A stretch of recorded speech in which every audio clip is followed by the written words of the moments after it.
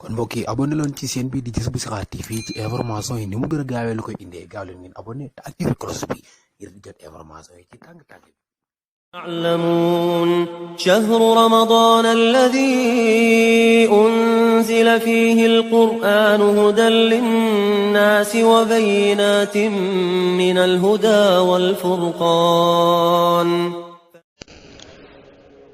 بسم الله. guddik fukkeel ga la wax ne ku ca julli ñeenti rakka bu ci ne fatiha ak ayatul kursi yu benn yoon ak inna ansalnaahu fii laylatil qadri fukki yoon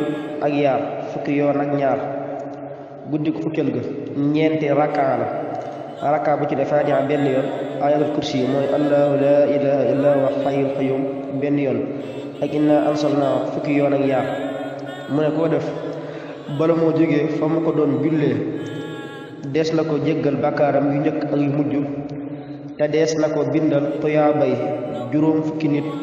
ci way dëggal yi ak tuyaabay juróom ñaar fukki nit ñu dee ci jihaad te bala moo génn àdduna dana mos lu bokk ci meññeti aljana te dees na ko ràmmuloo juróom ñaar fukki nit yoo xam ne safara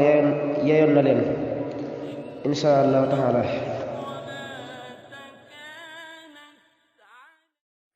kon mbokk yi abonné leen ci chaîne bi di Jazboul Chikhar TV ci information yi ni mu gën a gaawee lu koy indee gaaw leen ngeen abonné te activé cloche bi ngir di jot information yi ci tàng-tàng bi. يعلمون شهر رمضان الذي أنزل فيه القرآن هدى للناس وبينات من الهدى والفرقان.